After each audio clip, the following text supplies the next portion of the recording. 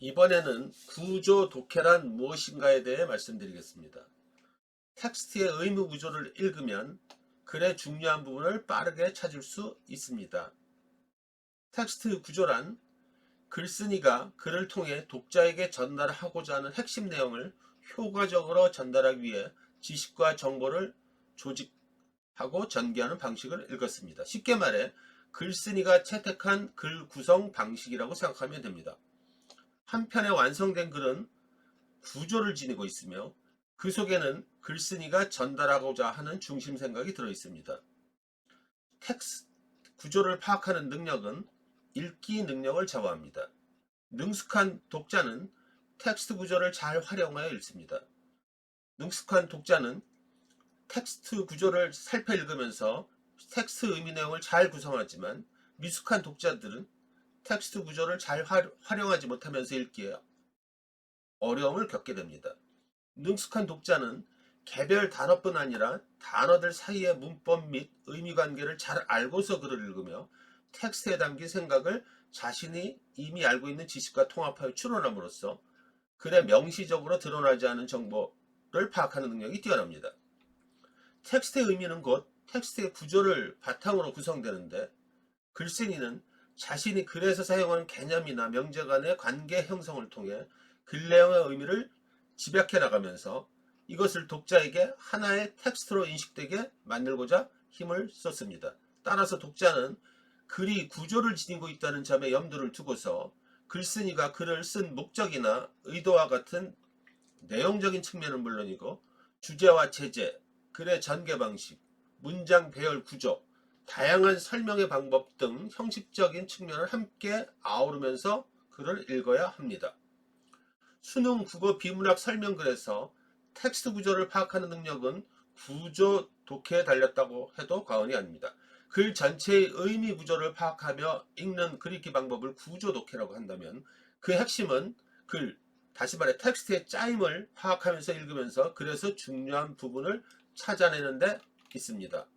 따라서 구제 독해력을 향상하기 위해서는 단락별로 기술된 정보를 빠르게 분류할 수 있어야 합니다. 글에 실린 많은 정보를 내용과 형식에 따라 체계적으로 분류하지 않은 채로 글을 읽으면 생각이 정돈되지 못하고 또 시간도 많이 듭니다. 이때 분류의 기준으로 제시되는 것은 다음 두 가지입니다. 먼저 내용면에서 글의 뼈대를 이루는 중심 문장과 중심 문장의 근거가 되는 격가지 해설 부분인 뒷받침 문장으로 분류하는 것입니다. 일반적으로 하나 또는 둘 이상의 단락이 합쳐져 하나의 완결된 지문을 구성합니다. 하나의 단락에는 중심 생각을 담고 있는 문장과 그 중심 문장의 근거가 되는 여러 개의 뒷받침 문장이 있습니다.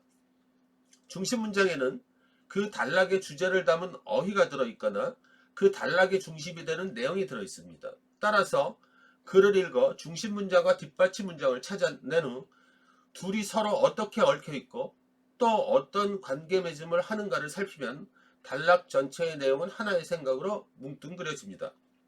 이때 중심 문장을 제외한 나머지 글묶음인 뒷받침 문장의 대부분을 구성하는 예시, 부연, 인용 같은 상술의 방법을 사용하여 중심 문장이 담고 있는 내용을 보충 설명하거나 구체화하거나 또는 강조하는 역할을 담당한다는 사실에 주목할 필요가 있습니다. 이런 글묶음을 해설이라고 하는데 먼저 이것부터 따로 떼어낸 후 떼어내면 중심 문장은 눈에 더 잘 들어옵니다. 다시 말해 글의 뼈대를 이루는 중요한 부분을 찾기 위해서는 먼저 글의 격까지 해당하는 해설 글부터 따로 떼어내되 그것이 가리키는 핵심어 및 중심 문장을 찾아 생각을 포개면서 의미를 구체화합니다. 마치 양파 껍질을 벗기듯이 한 겹 한 겹 글의 불필요한 내용, 다시 말해 글의 격가지로서의 해설 부분을 제거하면서 대상의 본질에 다가갈 때 글의 중심 내용이자 주제의식을 담은 핵심 개념은 곧바로 파악 가능하며 글 전체의 의미를 읽어낼 수 있습니다.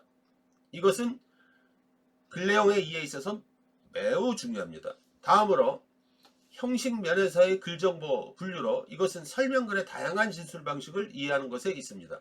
수능 비문학 지문은 다양한 설명의 진술 방식을 사용하여 단락을 구성합니다. 각각의 단락은 단일한 설명의 진술 방식을 사용하여 구성되기도 하고 여러 진술 방식을 혼합하여 단락을 구성하기도 합니다. 비문학 지문은 크게 정의, 비교와 대조, 분류와 구분, 예시의 진술 방식을 사용하여 문장과 문장, 단락과 단락을 구성하고 구분하는 것이 일반적입니다. 비문학 독해에서 설명의 진술 방식을 이해하면서 글을 읽는 것이 중요한 이유는 사실 판단과 관련한 정보를 신속하고 효율적으로 처리할 수 있기 때문입니다. 개별 단락 안에 담긴 정보들을 설명의 진술 방식을 따라 어떤 기술적인 특징과 범주화한 특성을 갖게 마련인데 이것을 잘 파악하면서 글을 읽는다면 글 전체의 의미 구조는 물론이고 개별 전개 내용까지 어렵지 않게 포착할 수 있습니다.